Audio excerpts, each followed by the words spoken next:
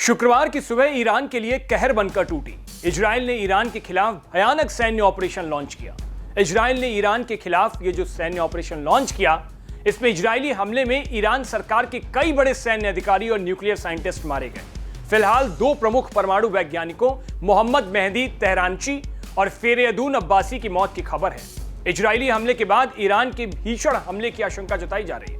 माना यह जा रहा है कि ईरान इजराइल की नागरिक आबादी को निशाना बनाकर भीषण हमले शुरू कर सकता है, जबकि इजरायली सरकार ने कहा है कि यह ऑपरेशन ईरान के परमाणु हथियार कार्यक्रम को निष्क्रिय करने के लिए चलाया जा रहा है, जिससे वह राष्ट्रीय अस्तित्व के लिए खतरा बताता है। इजरायली सेना ने कहा है कि यह ऑपरेशन, यह कार्रवाई सटीक और सैन्य और न्यूक्लियर ठिकानों पर की गई थी। इजराइल ने कहा है कि उसका ऑपरेशन अभी खत्म नहीं हुआ। ईरान ने सुरक्षा के लिहाज से अपना एयर स्पेस बंद कर दिया, जिसका सीधा असर भारत पर भी हुआ। अमेरिका, यूरोप समेत कई देशों की ओर जाने वाली फ्लाइट्स को एयर इंडिया ने डाइवर्ट किया तो कुछ को वापस बुला लिया। इजराइल का ईरान पर यह अब तक का सबसे बड़ा अटैक है। इस हमले में दर्जनों मिलिट्री और न्यूक्लियर साइट्स तबाह हुए हैं। कई परमाणु वैज्ञानिकों और कमांडरों को भी मारने का दावा इजराइल की ओर से किया गया है। इस हमले में ईरान की रिवॉल्यूशनरी गार्ड्स के चीफ कमांडर हुसैन सलामी भी मारे गए हैं। चीफ कमांडर के मारे जाने की पुष्टि खुद ईरानी मीडिया ने की है। आपको यहां यह बता दें कि ईरान का रिवॉल्यूशनरी गार्ड इस देश के मुख्य शक्ति केंद्रों में से एक है। यह ईरान के बैलिस्टिक मिसाइलों के शस्त्रागार को भी नियंत्रित करता है। ईरान पर इजराइल के किए गए इस हमले का असर जब हमने पूर्व एयर कमांडर सौरभ भटनागर से समझने की कोशिश की, तो सुनिए उन्होंने क्या कहा। ये तो मुझे भी सुबह पता चला कि ईरान ने अपनी एयर स्पेस बंद कर दी है, शायद इराक ने भी बंद कर दी है। तो जो रूट डिफाइंड होते हैं हमारे, जैसे यूरोप जाने के लिए, लंदन जाने के लिए, ऑल्टरनेट रूट्स भी होते हैं। अब ऑल्टरनेट रूट्स मुझे लगता है या तो अफ्रीका के ऊपर से होके हो जाएंगे, आदिस अबाबा है नॉर्थ अफ्रीका के ऊपर से होके जाएंगे। सो उसके लिए कितना डिस्टेंस है, कितना एक्स्ट्रा फ्यूल लगेगा, क्या है, वो सब चीज़ें तो कंपनी के ऊपर डिपेंड करती हैं, प्लानिंग पर डिपेंड करती हैं। बट चुनौतीपूर्ण जहाँ तक है, जब तक एयर स्पेस, क्योंकि क्या है कि सबसे एयरक्राफ्ट में फ्लाइंग में शॉर्टेस्ट रूट लिया जाता है ताकि फ्यूल सेव हो और टाइम आपका कम लगे। अगर आप लंबे रूट से जाएंगे तो नेचुरली टाइम भी ज़्यादा लगेगा, तेल भी ज़्यादा लगेगा, और तेल ज़्यादा लगेगा तो हो सकता है कि हम जो फ्लाइट डायरेक्ट जाती है हो सकता है वो डायरेक्ट ना जा पाए, उसके बीच में हॉल्ट करना पड़े रिफ्यूलिंग के लिए। तो ये सब चीज़ें प्लानिंग की हैं, कंपनी के ऊपर डिपेंड करती हैं कि वो कंपनी किस तरह से फाइनली अपने ऑपरेशंस को चेंज करती है। तो इस बारे में मेरा कहना कुछ जो है भी। अब आपको पहले बताते हैं इजराइल के हमले ने ईरान को कैसे दहलाया है।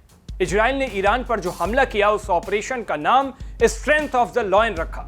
इस ऑपरेशन में इजराइल ने ईरान के सैन्य ठिकानों पर टारगेट किया। इस हमले के बाद से इजराइल में इमरजेंसी घोषित की गई है।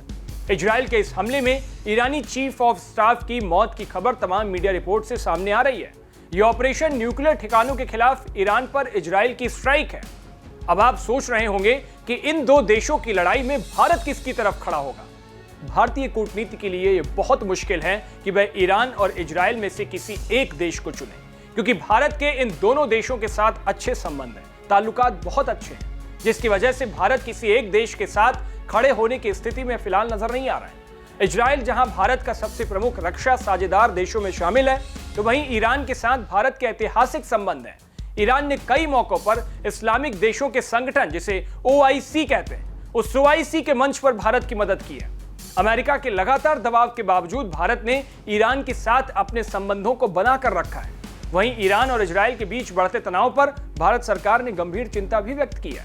मिनिस्ट्री ऑफ एक्सटर्नल अफेयर्स यानी विदेश मंत्रालय की ओर से शुक्रवार को जारी आधिकारिक बयान में यह कहा गया है कि देश स्थिति पर करीब से नजर रख रहा है, खासकर उन रिपोर्ट्स पर जो परमाणु ठिकानों पर हमलों से जुड़ी हैं।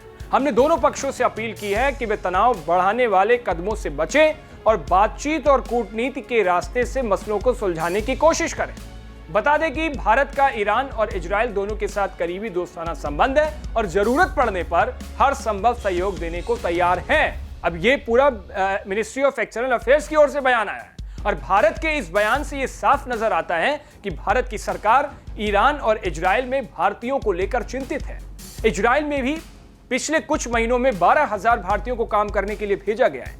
इजराइल में 18 से 20,000 भारतीय रहते हैं, इनमें कई तो छात्र हैं, और इसी तरीके से ईरान में भी 10,000 से ज्यादा भारतीय रहते हैं। इन सभी को सुरक्षा देने की चिंता भारत की है। भारत के बयान से यह बात बिल्कुल साफ हो जाती है। वहीं इजराइल में स्थित इंडियन एम्बेसी ने एक्स पर ट्वीट कर इजराइल में रहने वाले भारतीय नागरिकों को सतर्क रहने और इजरायली अधिकारियों और होम फ्रंट कमांड की तरफ से बताए गए सुरक्षा प्रोटोकॉल का पालन करने की सलाह दी है और साथ में सावधानी बरतने और बिना किसी जरूरी काम के बाहर निकलने से भी मना किया है। खैर, इजराइल के इस हमले के बाद से यह लग रहा है कि ईरान भी अब चुप नहीं बैठेगा और बदले की कार्रवाई करेगा। कुल मिलाकर भीषण जंग के आसार अभी नजर आ रहे हैं। इन दोनों देशों के बीच जो जंग चल रही है उसको लेकर आपकी क्या राय है? अपनी राय हमें कमेंट बॉक्स में जरूर बताएं। देश और दुनिया की बाकी तमाम खबरों के लिए देखते रहिए भारत एक्सप्रेस।